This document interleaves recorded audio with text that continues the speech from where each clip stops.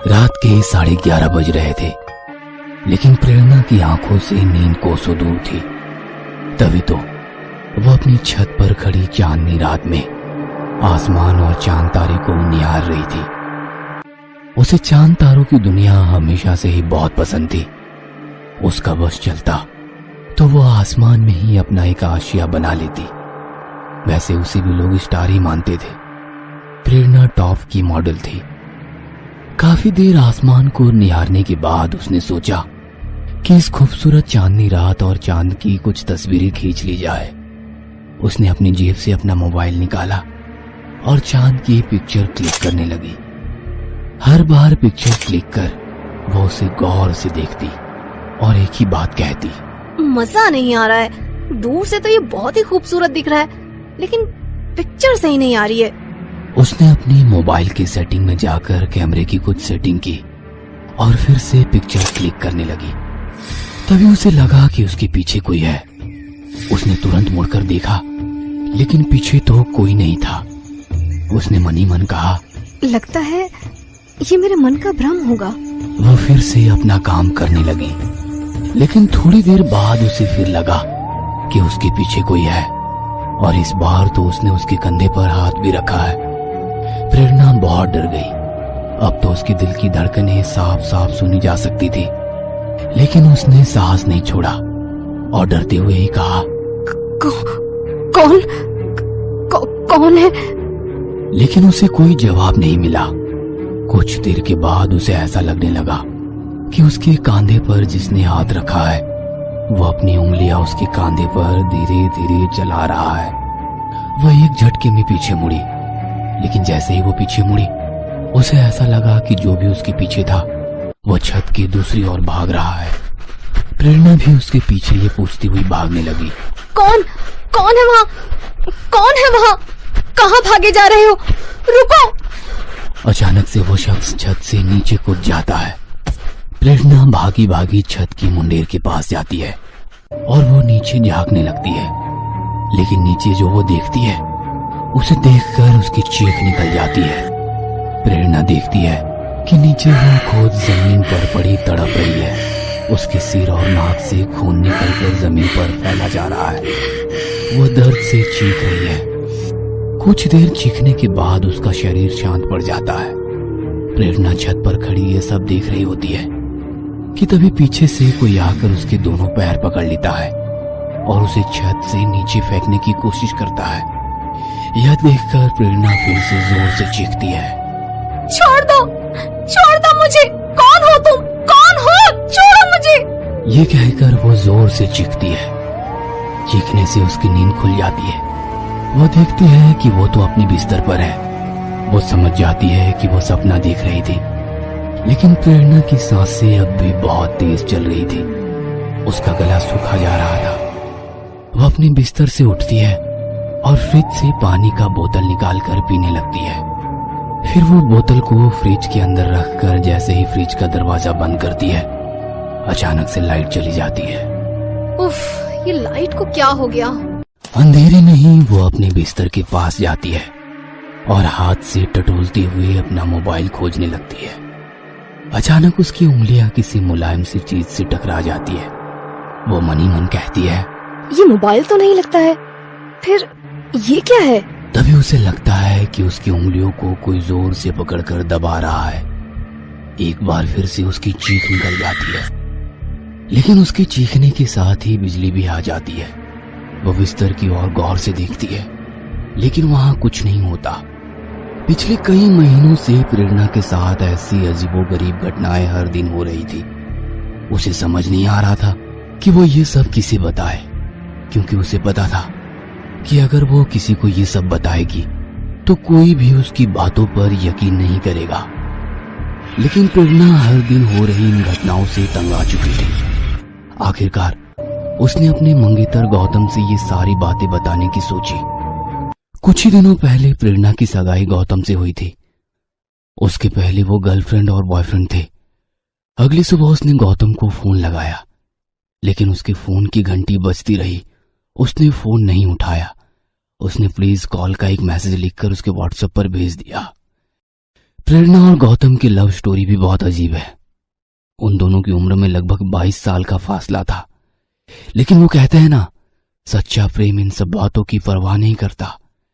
हालांकि प्रेरणा और गौतम के रिश्ते को कोई भी स्वीकार नहीं करना चाहता था, ना तो उसके माता पिता और ना ही प्रेरणा के दोस्त। जब गौतम ने प्रेरणा को पहली बार प्रपोज किया था तो उसे भी बहुत अजीब लगा था, लेकिन फिर बाद में गौतम ने उस पर पता नहीं क्या जादू कर दिया। वो तो उसकी फैन हो गई और अब तो उसे किसी की भी परवाह नहीं थी। गौतम भी टीवी सीरियल में काम करता था और वो काफी फेमस चेहरा था। लाखों फैन थे उसके। उसके लिए लड़कियां अपना दिल हाथ में लिए बैठी रहती थी। 6 महीने में ही प्रेरणा और गौतम इतने करीब आ गए कि दोनों ने शादी करने का निर्णय ले लिया। मुझे कोई फर्क नहीं पड़ता कि कोई क्या सोचता है या क्या नहीं सोचता। मैं बस इतना जानता हूं कि मैं तुम्हारे बिना नहीं जी सकता। मैं भी गौतम। सुबह से रात के 10 बज गए, लेकिन गौतम का फोन नहीं आया। प्रेरणा समझ गई कि वो शूटिंग में बिजी होगा। उसी रात की बात है, प्रेरणा सोने जा रही थी, तभी उसकी मोबाइल की घंटी बजी। मोबाइल की स्क्रीन पर गौतम लिखा आ रहा था। उसने तुरंत फोन पिक कर लिया। मिल गया तुम्हें समय मेरे लिए। सुबह ही कॉल किया था तुम्हें, अब देखो रात होने को आई है। प्रेरणा नॉनस्टॉप अपनी बातें कह रही थी, लेकिन दूसरी ओर से कोई आवाज नहीं आ रही थी। थोड़ी देर बाद गौतम की आवाज आई। सॉरी बाबा, तुम्हें तो पता है ना मेरा काम। मुझे कुछ नहीं पता है। मुझे तो सिर्फ ये डर है कि कल को तुम इस काम के चक्कर में मुझे भूल ना जाओ। सुनो ना, मिलने का बहुत मन हो रहा है। इतनी रात को? क्यों, रात को मिलने में डर लगता है क्या? तुम साथ हो तो फिर किस बात का डर? वैसे भी हम पहली बार तो मिल नहीं रहे हैं रात को। सुनो ना, तुम स्क्वायर मॉल के पास मुझे मिलो ना, मैं थोड़ी देर में वहां पहुंच रहा हूं।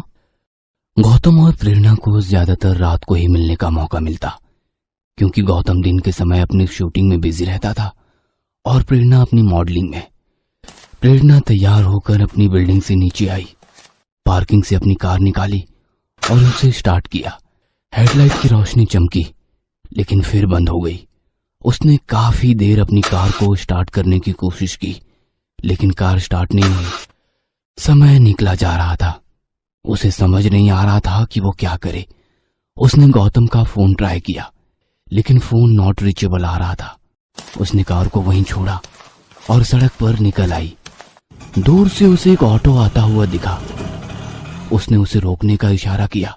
ऑटो रुक गया। उसने ऑटो वाले को स्क्वायर मॉल चलने को कहा और उसमें बैठ गई, लेकिन ये क्या, उसके बैठते ही ऑटो बंद हो गया। ऑटो वाले ने लॉक स्टार्ट करने की कोशिश की, लेकिन ऑटो स्टार्ट नहीं हुआ। घड़ी के कांटे भागे जा रहे थे। उसने फिर से गौतम का फोन ट्राई किया, वो अब भी नॉट रीचेबल आ रहा था। प्रेरणा ने पैदल ही स्क्वायर मॉल जाने का तय किया। स्क्वायर मॉल वहां से 3 किलोमीटर की दूरी पर था। रात के 11:30 बज रहे थे। सड़क बिल्कुल सुनसान थी। रात के सन्नाटे को उसके पांव की आवाज ही भंग कर रही थी। कुछ दूर चलने पर प्रेरणा को ऐसा लगा कि कोई उसका पीछा कर रहा है। उसने पीछे मुड़कर देखा, लेकिन कोई नहीं था। प्रेरणा को डर तो लग रहा था, लेकिन वो क्या कर सकती थी। वो फिर से चलने लगी, लेकिन कुछ दूर जाते ही उसकी सैंडल टूट गई। उसने अपनी सैंडल की ओर घूर कर देखा और मन ही मन में सोचने लगी, पता नहीं आज ऐसे क्यों लग रहा है कि कोई शक्ति मुझे गौतम से मिलने से रोकना चाह रही है। पहले मेरी कार स्टार्ट नहीं हुई, फिर उस ऑटो वाले का ऑटो बंद हो गया, और अब ये मेरी सैंडल। वो ये सोच ही रही थी कि सामने की कार से आती हेडलाइट की रोशनी उसकी आंखों पर पड़ी। उसकी आंखें चौंधिया गई। उसे कार के ड्राइवर पर गुस्सा भी आ रहा था। अचानक हेडलाइट की रोशनी बंद हुई। प्रेरणा की नजर कार के नंबर प्लेट पर गई और उसके चेहरे पर मुस्कुराहट आ गई। वो कार गौतम की थी। वो कार के पास गई। गौतम ने मुस्कुराते हुए कार का दरवाजा खोला। फिर दोनों प्रेमी निकल पड़े उस सुनसान रात में। जानती हो प्रेरणा, मेरे पास तुम्हारे लिए एक बहुत बड़ा सरप्राइज है। Oh wow, I love surprises. Prerna, मैंने तुम्हारे लिए एक बंगला खरीदा है। शादी के बाद हम वहीं रहेंगे। क्या तुम उसे देखना चाहोगी? गौतम प्रेरणा को उस बंगले में ले गया, लेकिन जैसे ही प्रेरणा उस बंगले में गई, उसे पता नहीं ऐसा क्यों लगने लगा कि वो यहाँ पहले भी आई है। उसने गौतम से कुछ कहा तो नहीं, लेकिन वो हर एक जगह घूम घूम कर देख रही थी। फिर भी दोनों बातें करते करते छत पर चले गए। प्रेरणा अपनी आदत के अनुसार आसमान को निहारने लगी। अचानक से उसे कुछ याद आने लगा। उसने गौतम को अपने पास बुलाया और वो उससे कहने लगी, गौतम, मैं यहाँ पहले भी आ चुकी हूँ, लेकिन कब आई हूँ वो याद ही नहीं आ रहा। ये तुम क्या कह रही हो प्रेरणा? तुम्हें तो मैं यहाँ पहली बार लेकर आया हूँ। नहीं गौतम, मैं पहली बार नहीं आई हूँ, मैं यहाँ आ चुकी हूँ। और वो देखो, वो मुंडेर, उसी मुंडेर के पास तुम मुझे लेकर आज से 22 साल पहले आए थे ना। फिर मुझसे प्यार भरी बातें करके ऊपर से धक्का दे दिया था मुझे, मार दिया था तूने मुझे गौतम, मार दिया था तूने मुझे। तुमने मुझे इसलिए मारा क्योंकि तुमने जिस मकसद से मेरे साथ दोस्ती की थी, तुम्हारा वो मकसद पूरा हो चुका था और मैं तुम्हें तुम्हारे रास्ते का कांटा लगने लगी थी। प्रेरणा की आवाज अब बिल्कुल बदल चुकी थी, लेकिन उस आवाज को भी गौतम पहचानता था। कुसुम, तुम तो मर गई थी ना? तुम कैसे वापस आ गई? मेरा हिसाब तुझे चुकाना बाकी था गौतम। तूने मेरे मर्डर को अपनी पहुंच से आत्महत्या साबित तो करवा दिया, लेकिन मैंने फिर से प्रेरणा के रूप में पुनर्जन्म लिया, तुझसे बदला लेने के लिए। ये कहकर प्रेरणा गौतम के पीछे दौड़ी। गौतम छत पर भागने लगा। अचानक छत की मुंडेर के पास रखे सरिये में उसका पैर फंस गया और वो छत से नीचे गिर गया और तड़प तड़प कर उसकी वैसे ही मौत हो गई जैसे कि 22 साल पहले कुसुम की हुई थी।